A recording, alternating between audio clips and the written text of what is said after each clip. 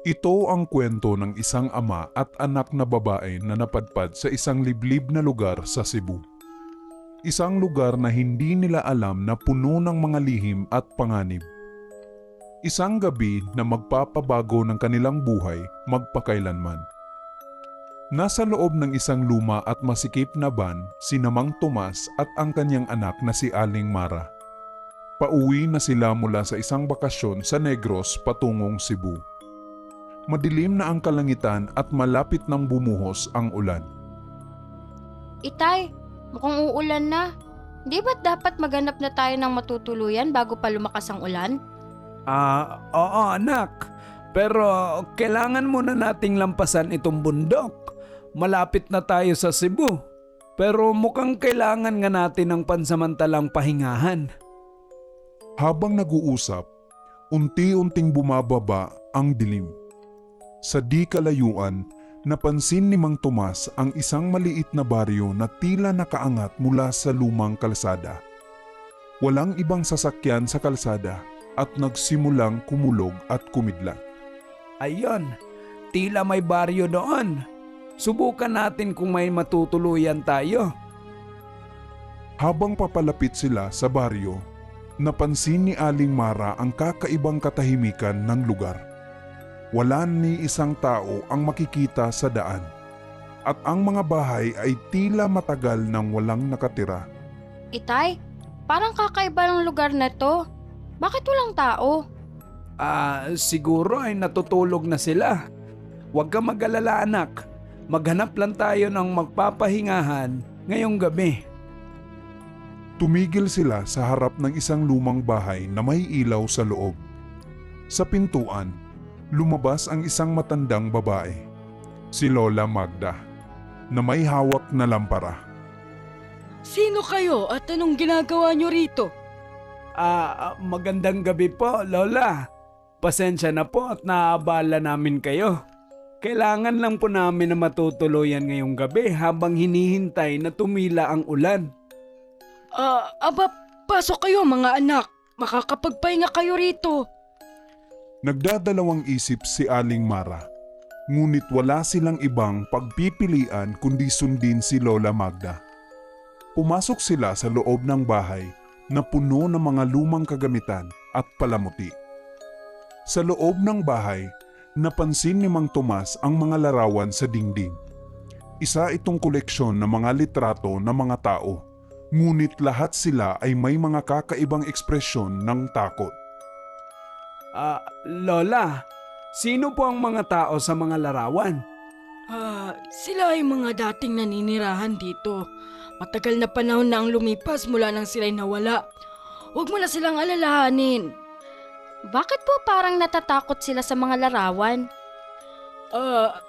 Sila ay mga taong may masalimuot na nakaraan. Hindi ko na maisalaysay pa ang kanilang mga kwento. Kumain na muna kayo dito. Naglagay si Lola Magda ng isang malaking kaldero ng mainit na sabaw sa harap nila.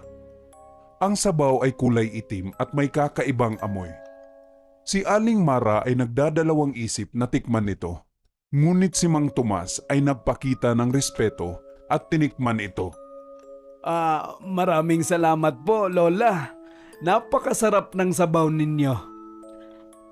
Itay, huwag masyadong marami. Parang may kakaibang lasa. Habang kumakain, biglang nagpatay-sindi ang ilaw sa loob ng bahay. Nagulat sila at napatigil sa pagkain. Si Lola Magda ay tila hindi nababahala at tahimik na tumingin sa kanila. Huwag kayong mag-alala. Ang ilaw dito ay madalas magluko dahil sa ulan. Magpahinga na kayo pagkatapos kumain. Gabing-gabi na at si Aling Mara ay hindi makatulog. May naririnig siyang mga bulong mula sa labas ng kanilang kwarto. Lumabas siya ng silid at nakita si Lola Magda na nakikipag-usap sa isang grupo ng mga taong nakatago sa dilim. Ang dalaga, siya ba ang bagong alay? Oo, siya ang pinakahihintay natin. Huwag kayong magmadali. May oras pa tayo. Nakita ni Aling Mara ang maputlang mukha ng isang babaeng nakasilip sa bintana. Ang kanyang mga mata ay mapupula at tila walang buhay. Takot na takot si Aling Mara at agad bumalik sa silid. Itay! Itay, gising! May mga kakaibang tao sa labas. Parang hindi sila tao. Anak, kalma ka lang. Siguro'y naguguluhan ka lang dahil sa pagod at gutom. Bukas ng umaga, aalis na tayo. Sinubukang huminahon ni Aling Mara, ngunit nananatili ang takot sa kanyang dibdib. Humiga siya sa tabi ng kanyang ama, ngunit hindi siya mapakali. Sa labas, patuloy ang mga bulong at ingay ng hangin. Kinaumagahan, nagising sila sa ingay ng mga manok na tila natataranta. Paglabas nila ng bahay, napansin nila na wala ng tao sa paligid. Ang mga bahay na dati may ilaw ay ngayon ay madilim at sarado. Lola Magda, nasaan po ang mga tao dito? Bakit po parang nawala sila lahat? Sila ay abala sa kanilang mga gawain. Huwag niyo na yung isipin yun. Mas mabuting umalis na kayo bago pa kayo maligaw sa gubat. Nagpaalam na ang mag-ama kay Lola Magda. Habang naglalakad sila pabalik sa kalsada, napansin ni Aling Mara na tila paikot-ikot sila sa lugar. Bumabalik sila sa parehong kalsada kahit na diretso lamang ang kanilang lakad. Itay, hindi ba itong daan na tinahak natin kanina? Parang bumabalik tayo sa baryo. Imposible. Diretso lang ang daan. Hindi tayo maaaring maligaw. Sa kabila ng kanilang pagtatangka na makalayo, muli nilang nakita ang bahay ni Lola Magda. Ngunit sa pagkakataong ito, ang bahay ay tila nagbago, mas madilim at mas nakakatakot. Bumalik sila sa bahay at muling nagkatagpo si Lola Magda. Ngunit ngayon, kasama niya ang iba pang mga tao sa baryo. Lahat ay may kakaibang anyo, tila mga nilalang na hindi na tao. Nagsisimula na ang ritual. Kailangan niyong manatili rito. Kayo ang susunod na alay sa aming mga Diyos. Ano itong sinasabi niyo? Hindi kami papayag. Kailangan naming umalis. Biglang dumilim ang paligid at ang mga taga-baryo ay nagsimulang magsama-sama. Ang kanilang mga mata ay nagbago, naging pula, at ang kanilang mga muka ay napuno ng galit. Hindi na kayo makakaalis. Ang baryo na ito ay hindi basta-basta nalilisan. Dito kayo ay magiging bahagi na ng sumpa. Nagsimula silang habulin ng mga taga-baryo. Ngunit sa gitna ng kaguluhan, lumabas mula sa kakahuyan ang isang matandang lalaki, si Ka Pedro, na may dalang mga gamit na pangontra. Bitawan niyo sila. Ako ang tunay niyong kalaban. Lumaban si Ka Pedro sa mga taga-baryo gamit ang kanyang mga gamit pangontra. Napatigil ang mga taga-baryo na tila natakot sa presensya ni Ka Pedro. Pedro! Hindi mo sila maliligtas. Ikaw man ay bahagi ng sumpa. Hindi na ako bahagi ng baryo niyo. Kailangan ko na itong wakasan. Sinamantala ni Mang Tomas at Aling Mara ang pagkakataon upang tumakas.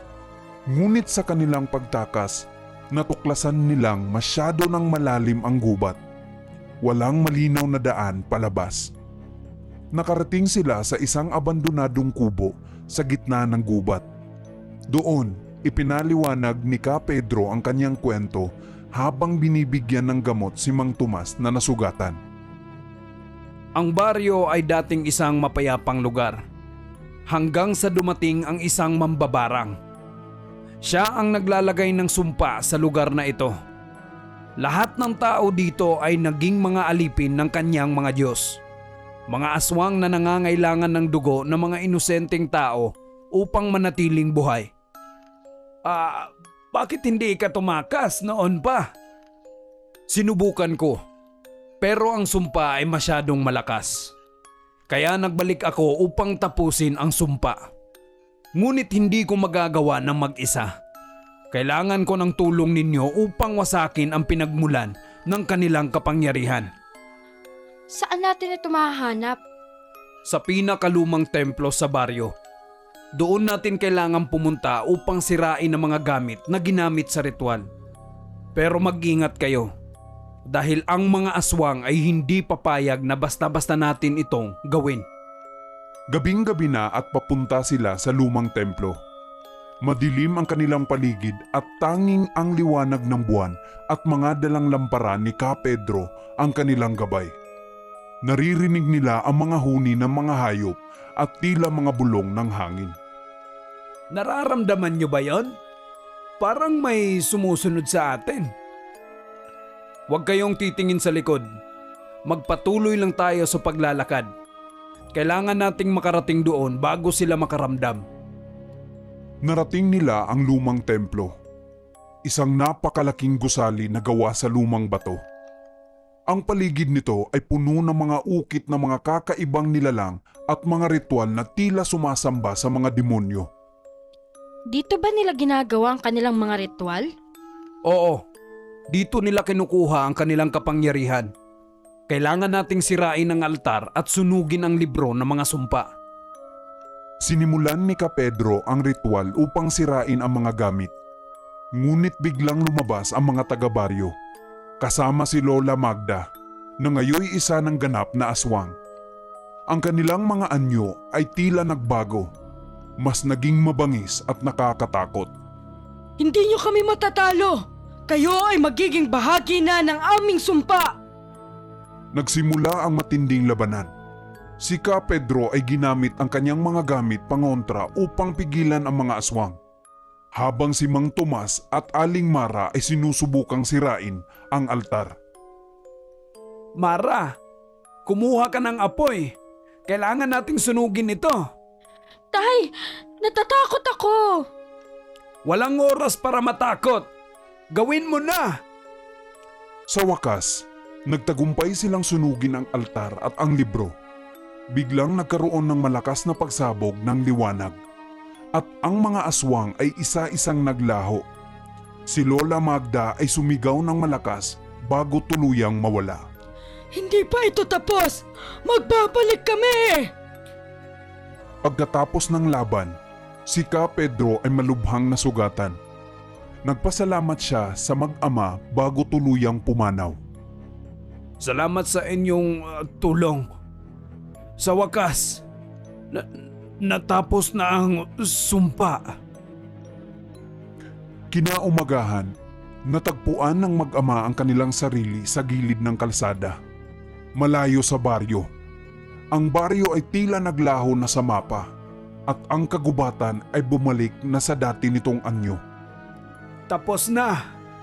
Nawala na sila. Ligtas na tayo, anak.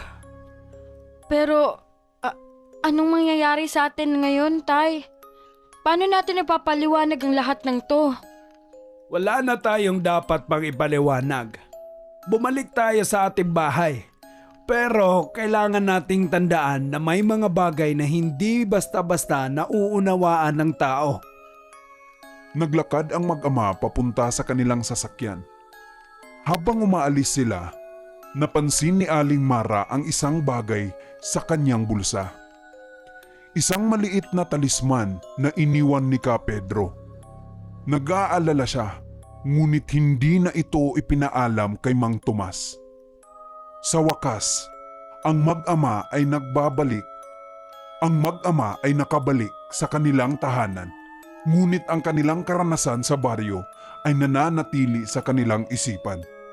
Hindi nila alam na ang sumpa ng baryo ay hindi tuluyang nawala. Ang anino ng mga aswang ay patuloy na gumagala, naghahanap ng bagong biktima. Salamat.